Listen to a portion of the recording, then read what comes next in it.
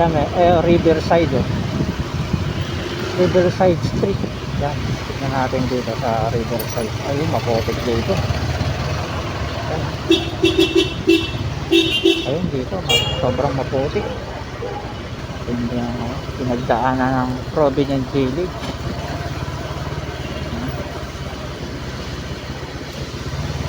Maraming mga basura. Ayan, mga puno, nabuhay. Ano mas malala, Ondoy o Carina? Sa pag-ano ko po yung Undoy, pero sabi po nung iba, mas malala daw po to sa Undoy. Pero inisip ko po, dati po kasi inabot kami sa Undoy, doon po ako sa Tabera, sa may chapel. Ano po, kasi malaking bagay din po yung nahukay po yung ilog, saka napalaki. May namatay ba dati nung Ondoy? Dami po. Dito? Opo. Ngayon wala naman ano? Oo. Mga bahay na naman ulit. Naku, swerte no. Buti inuna to no. Kailan po natapos to? Bago lang yan, nung almost July lang nag-umpisa. Ay hindi, August. Buti maaga natapos no? Mga ka-discovery, nandito na tayo sa may Provident Village dito sa may Marikina City. Yan, bali ngayon titignan natin yung sitwasyon ng ng Provident Village dito sa Marikina, dahil ito dati yung yung pinaka malalang nangyari nung panahon ng Ondoy. Ito yung matinding bagyong na sinalanta ng bagyong Ondoy. Ngayon sisilipin ulit natin tong Provident Village kung ano bang kaibahan ng panahon ng Ondoy at ngayong nangyari dito sa bagyong Carina. Kaya tara mga ka-discovery, samahan nyo ako, ikutin natin yung kalagayan ng ng Provident Village dito sa Marikina City. Let's go.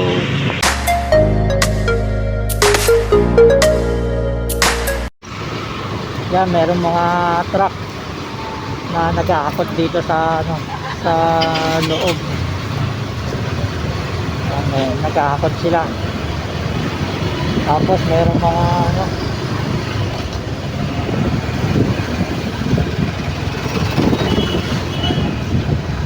yan, silipin natin. Mukhang maaliwalas na yung Provident Village sa kabila ng pinagdaanan na bagyong Carina. Mukhang mabilis na nakarecover. Yan, may mga pa rin, may mga basura, yan, mga putik, konting putik. Titignan natin banda ron.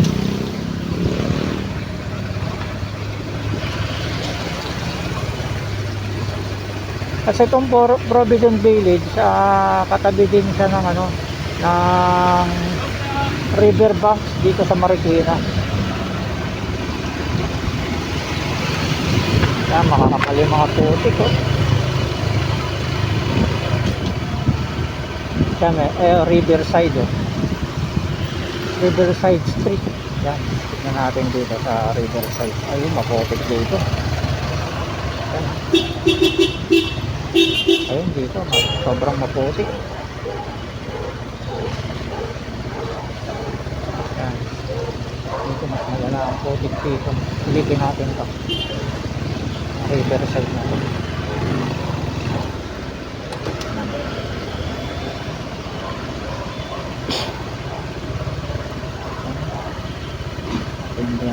Pinagdaanan ng Provident Village.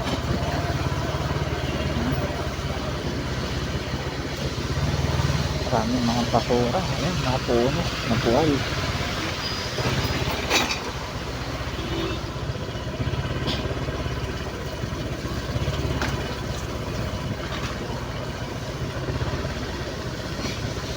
Kaya mag-interview tayo ng mga tao. Interview natin kasi nanay.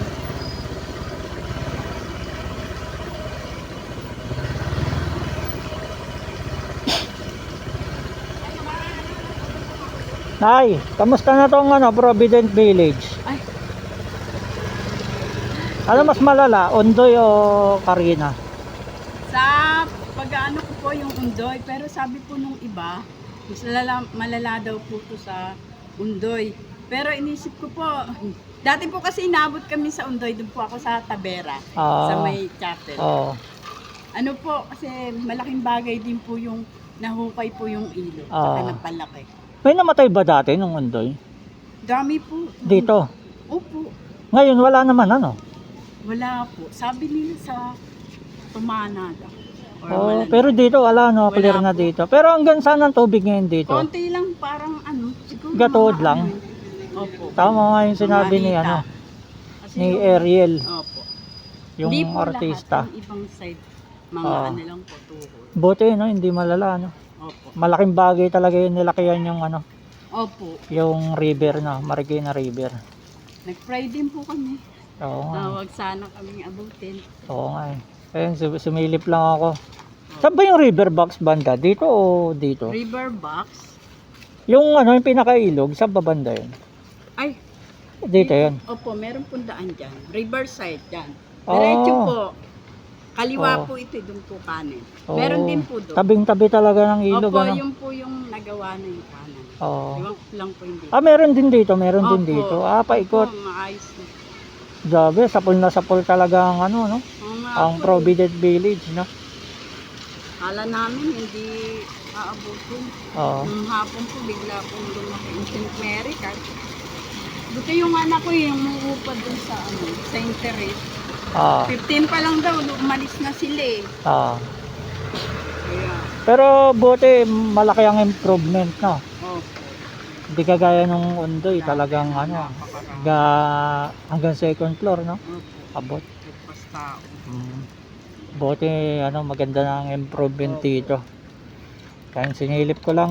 Sige na, balik na ako. Okay, thank you. Yan mga ka-discovery, naka-interview tayo ng residente dito sa ano, sa Provident Village. Yan, yung sitwasyon. Yan, maputik. Balik na tayo at baka ano yung motor natin, mabula ako. Yan. Makakapal na putik. Tatalsikan tayo. Yan, maraming mga nabasang gamit dito.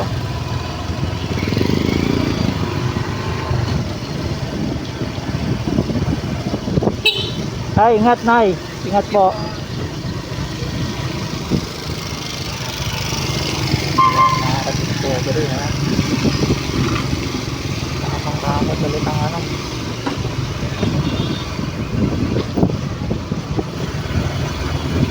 Mga taga rito.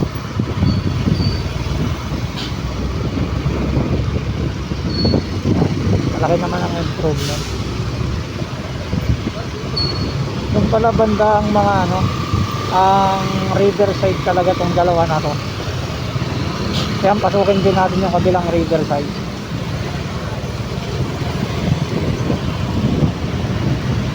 Riverside Street.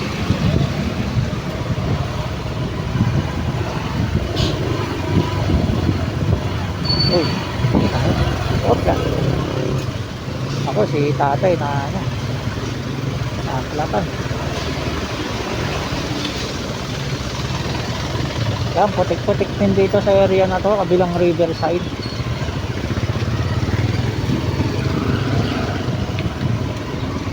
Yan, makakalang putik.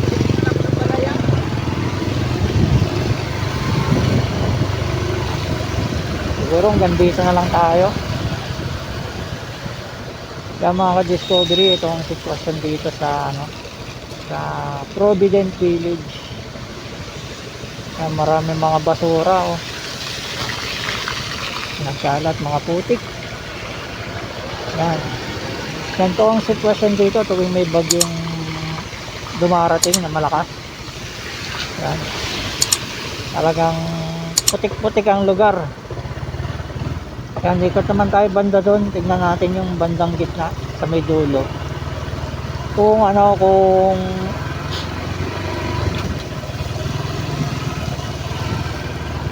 inabot ba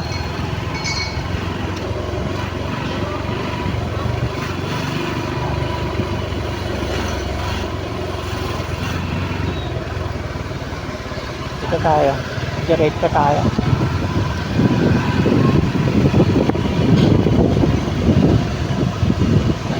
Okay. Ito ha.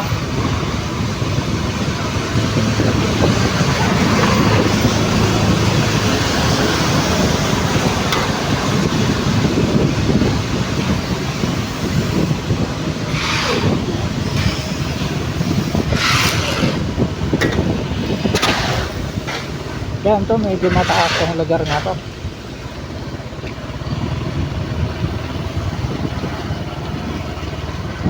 Mura.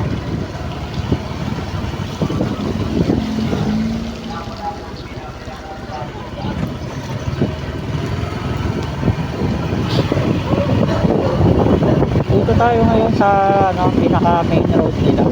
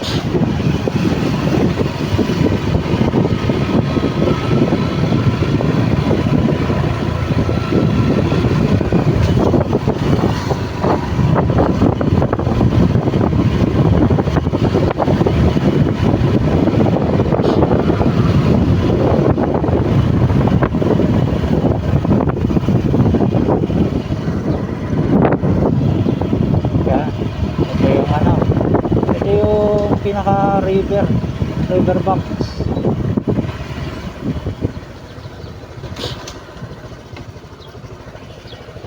Yan, magkabila.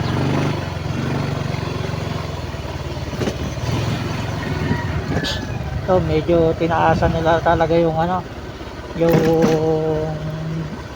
pinaka riprap nung ano, nung pinakailog. Yan, mataas na. Kaya imbis na gabahay yung magiging baha dito, sinalo na itong ano na to, itong riprap na to na nakapalibot sa ano, sa Provident Village. Yan, kaya ang laking bagay. Yan, laking bagay na itong riprap na to.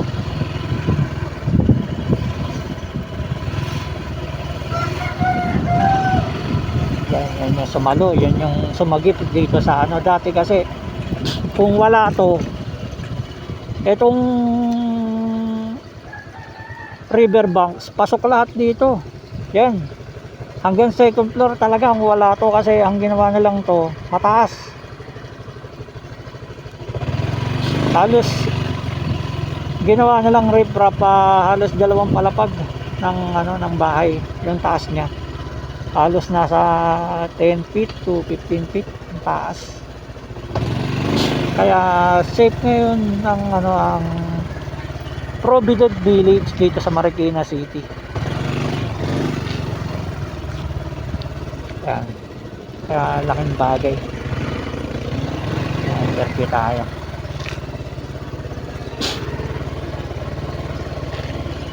Kuya, buti may ano na, no, may pader ng ganyan, no. Hanggang saan yung to? Hanggang saan na lang yung baha, kuya? Ang Baha dito, hanggang saan na lang? ang inabot? Oo. Toad na lang. Wala na. Wala na? Ayos ah. Ang taas pala, no? Halos lagpas bahay din, Pero no? yung nung buma dito, kasagsagan hanggang dibdib dito. Hanggang dibdib rin. Kasi meron mga napapasukan na siguro, may ibig dito, hindi rin makalabas na dyan eh. Oo. Pero kung wala to, lagpas bahay, no? Kasi, Abot, oo. kasi ang taas na ito eh. Abot talaga yung ano, Oo. mga bahay na naman ulit. Naku, swerte, no? Buti inuna to, no? Kailan po natapos to? Bago lang yan, nung almost July lang nag-umpisa. Ay hindi, August. Buti maaga natapos, no? Galing. Saktong-sakto. At least na-testing, ano? Na-testing talaga. Kasi kawawa talaga. Kayo pinakakawawa nung So may ang gando project kasi. Sir, nung Ondoy kayo pinakawawa, ano? Kawawa talaga dahil pagka yung residente dito. Di kami rin ng gumawa. Project namin yan eh. Ah, ganon. Tapos namin doon. Oo nga, ayos. Hanggang saan na ba yan, sir? Lagpas na sa SM, ano, Hindi no? pa. Hanggang dito lang yan. Yung kung mumotorin mo yung pinakadulo, hanggang doon pa lang. Pero dudugtungan pa yan. Duduktungan pa. Hindi Buti pa nga lang umabot, talaga tapos oo. totally. Safe, na safe ang Provident Village, no? Ayos. Dudugtungan pa yan. May kanya-kanya kasi silang may kanya-kanyang tuka. Parang nantutuka yata doon Ah. sa portion na yung Ano yan, hanggang San Mateo, Montalban? Yun lang, hindi ko siya alam kung hanggang saan yung Oo. school na to. Sige, sige, sir. Salamat. Thank you. Yan, mga ka-discovery, naka-interview tayo. Sila pala yung gumagawa ng itong riprap na to dito sa Marikina Riverbanks. Yan, mga ka-discovery, nakakuha tayo ng konting balita sa kalagayan ng ating kababayan dito sa Provident Village. Yan, maganda yung naging improvement na itong project ng government na lagyan ng riprap tong paikot ng riverbanks. Yan, mga ka-discovery, hanggang dito lang sa muli. Thank you for watching.